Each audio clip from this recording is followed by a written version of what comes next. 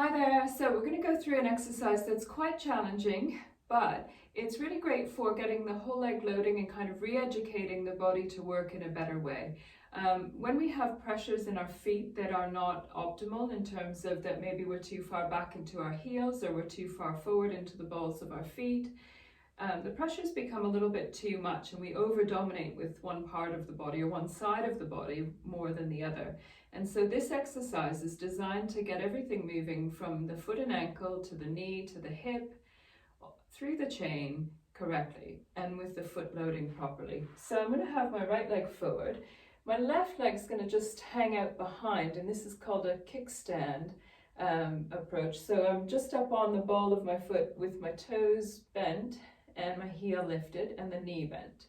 Now, what I want to do, and most often what happens in something like this when we're trying to load our knee, is that I'm too far back and I actually need to bring my weight a little further forward so I feel the front of my foot more, but we don't want to feel it too much. So if we drift a little further forward, you'll start to feel that the toes are gripping and the heel's coming off the floor. So we don't want either one of those situations for this exercise. So if we kind of go forward and back, and get yourself into a better position where you feel like you're not already starting with a lot of tension in the leg.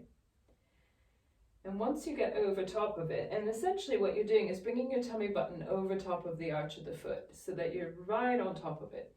Now, when we start to go down in this position, we're going to crouch down towards the floor, take your time going down. So we're sending the knee forward, folding at the hips, coming down towards the floor as far as you can. Now, when we want to come back up, we're going to push through the center of the foot where we feel we have our laces in our trainers.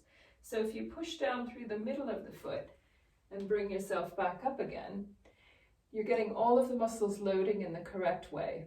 And so with this exercise, I'd recommend doing very few of them for a start, maybe only 2 or 3, but you can work your way up with it and you could do both sides. And so if you've got problems where, say the ankle or the knee or the hip are getting in the way, you might need to do some other work before you get to this one. It's always worth a try to sort of challenge yourself, but if you're getting too much discomfort and you're having to modify how you're doing this, then you need to do some prep work before you get to this stage. So I'm just going to turn to the other side so you can see from this way. So I'm in that kickstand with my left leg and I'm bringing my pelvis forward over top of my foot, so I'm directly over top of it.